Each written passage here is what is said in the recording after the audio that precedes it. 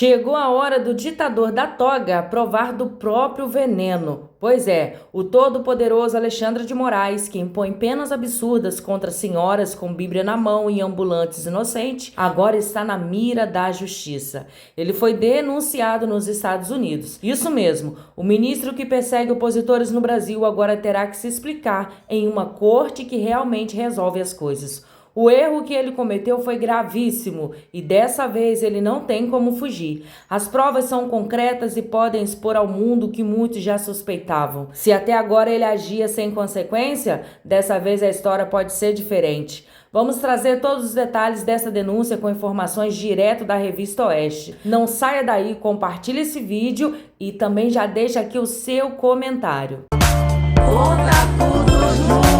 Falando do ministro Alexandre de Moraes, porque o advogado Paulo Faria denunciou o ministro do Supremo à Embaixada dos Estados Unidos no Brasil por conta de uma ordem de prisão emitida contra uma cidadã americana em fevereiro de 2024. Na petição, o advogado pede a aplicação da Lei Magnitsky, norma que permite sanções contra indivíduos que violam direitos humanos de cidadãos dos Estados Unidos. Paulo Faria representa a brasileira e cidadã norte-americana Flávia Magalhães Soares, alvo de prisão preventiva no Brasil por conta de uma publicação no X e suposto uso irregular de documentos. Ô, Caute, já falamos várias vezes aí sobre essa lei Magnitsky, que tem o nome do russo, né? E agora explica aqui pra gente como é que esse pedido agora do Paulo Faria pode se aplicar no caso dessa brasileira que mora nos Estados Unidos já há mais de 20 anos. Vamos lá, primeiramente, por que essa brasileira foi pedida a prisão para essa brasileira? Alexandre de Moraes mandou o Twitter suspender a conta dela e ela não foi notificada. Em alguma forma, aparentemente para o Supremo, configura a notificação realizada, ela perdeu o passaporte, ela foi retido e basicamente ela não sabia de nada, de tudo aquilo que ela descobriu quando estava voltando ao Brasil de férias e chegou, se não me engano, no aeroporto do Recife, etc. Tudo isso é absolutamente ilegal, viola a Constituição brasileira, viola a Constituição americana, e com isso, esta brasileira, que é cidadã americana, é protegida pela lei americana, poderia recorrer aos tribunais americanos processando o Alexandre de Moraes e o Brasil como país também por violação dos seus direitos. Agora, a lei Magnitsky é uma lei criada contra o Estado russo e contra juízes russos que abusaram da lei, que atropelaram as leis russas, inclusive, e americanas, para perseguir um empresário americano que estava fazendo negócios na Rússia.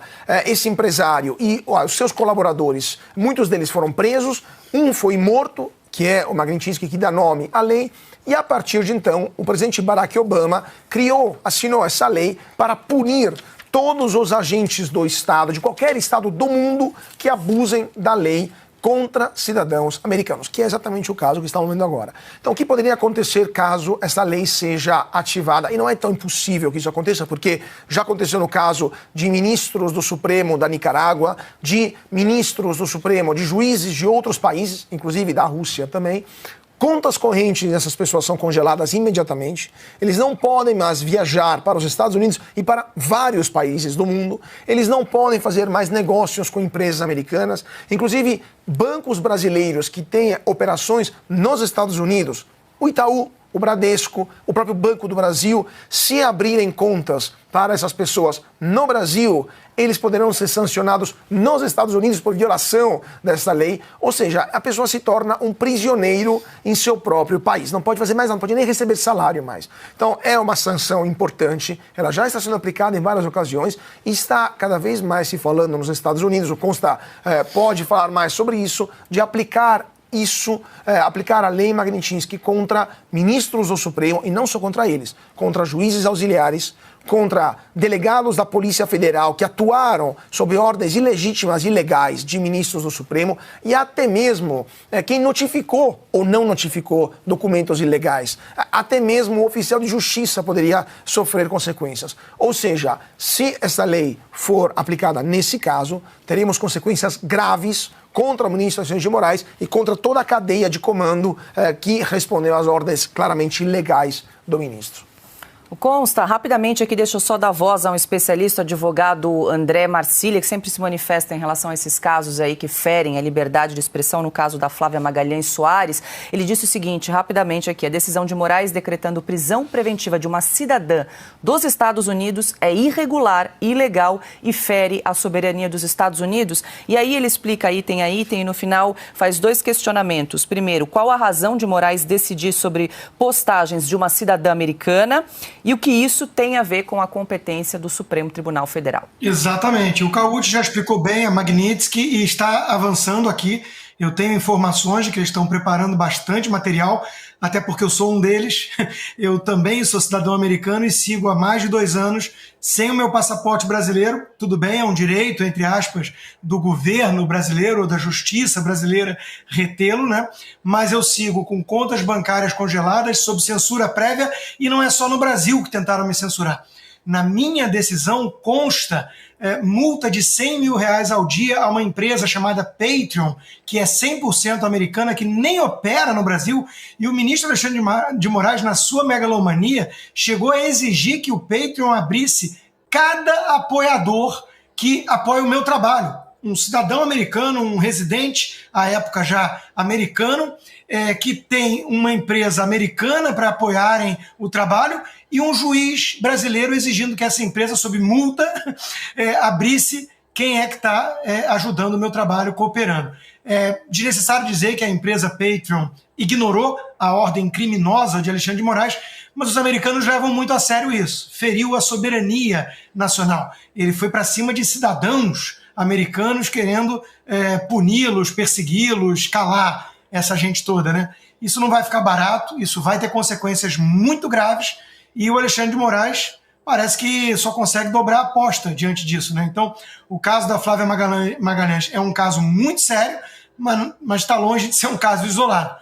A organização não governamental Transparência Internacional denunciou na OEA o enfraquecimento do combate à corrupção na América Latina. No documento, a ONG usa como principal exemplo a anulação de provas de leniência da Odebrecht pelo ministro Dias Toffoli do Supremo. A ONG argumenta que essa decisão gerou um precedente que beneficia réus em diversos países e dificulta a cooperação judicial internacional em casos de corrupção. Anteriormente, Toffoli havia determinado uma investigação sobre a atuação dessa entidade, que foi posteriormente arquivada pela Procuradoria-Geral da República, mas encaminhada para avaliação da Controladoria-Geral da União e também da Advocacia-Geral da União. Tayana, mais uma vez o Brasil sendo destaque internacional, infelizmente pelo desmonte aí do combate à corrupção no caso da Operação Lava Jato. Paula, como eu mencionei essa semana e semana passada também, esse é outro nome que é comentado, que é dito aqui nos bastidores do Congresso americano e nos escritórios de articulistas do Partido Republicano, Dias Toffoli. São 3 nomes que andam falando muito por aqui. Fábio Shor, Gilmar Mendes e Dias Toffoli. Claro, além do número 1, que é Alexandre de Moraes. Naquela ação do Rumble e das empresas de mídia do Donald Trump, ação protocolada contra Alexandre de Moraes em um tribunal da Flórida, ali há 3 páginas explicando como Toffoli abriu, né, o famigerado 4781, depois como ele foi cair nas mãos do Alexandre de Moraes como relator e como isso acabou se desenrolando em todo um esquema de censura institucionalizada no Brasil através do Supremo Tribunal Federal, /TSE, /ministros. Então, essa ONG citando Toffoli, né, relatando aí o desmonte do combate à corrupção. Operação Lava Jato é muito famosa aqui fora, muito. Todos aqui que acompanham as notícias internacionais sabem do car wash. Se você falar, você sabe da Operação Car Wash Brasil, as pessoas sabem até num contexto geral. Podem não saber os detalhes, já que nós estamos falando de anos, né, da Operação Lava Jato, mas o tal do Car Wash aqui todo mundo conhece e sabe que foi uma operação no Brasil de muito sucesso contra a corrupção, né, endêmica no Brasil. Então, Paula, naquele quebra-cabeça que a gente vem falando, que os americanos vêm montando com paciência sobre o Brasil, você pode ter certeza que esse relatório da Transparência Internacional, citando Dias Toffoli, vai ser mais uma pecinha nesse monte de papel em cima da mesa, mostrando que de fato é o Brasil. Piotr.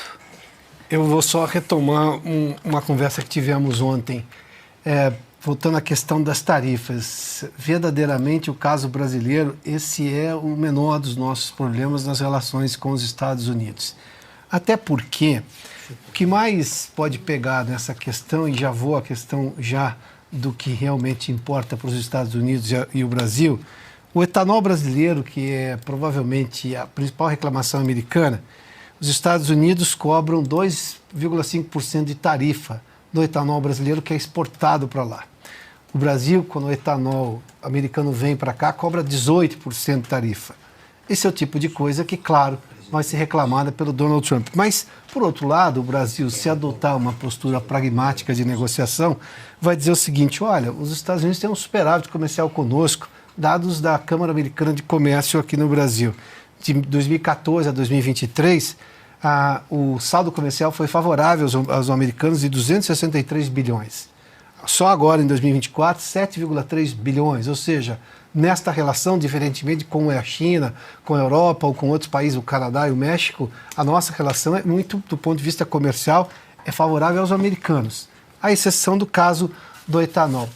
Mas não é isso que está chamando a atenção. O etanol vai ser usado por uma negociação para chamar o Brasil e falar: vai continuar essa bagunça institucional que afronta todos os direitos da lógica ocidental, que é defendida sobretudo pelos Estados Unidos, porque nós, aqui no Brasil, o governo, o consórcio com o Supremo, este consórcio está afrontando a lei brasileira de defesa, de garantia dos direitos individuais e da liberdade de expressão.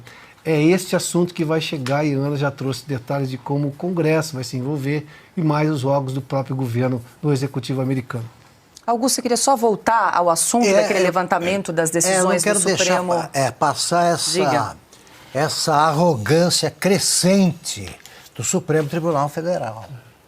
É o seguinte, eles estão querendo interferir nas gestões aprovadas pelo eleitorado. São governadores que estão agindo bem e eles querem se meter nessa. Não pode.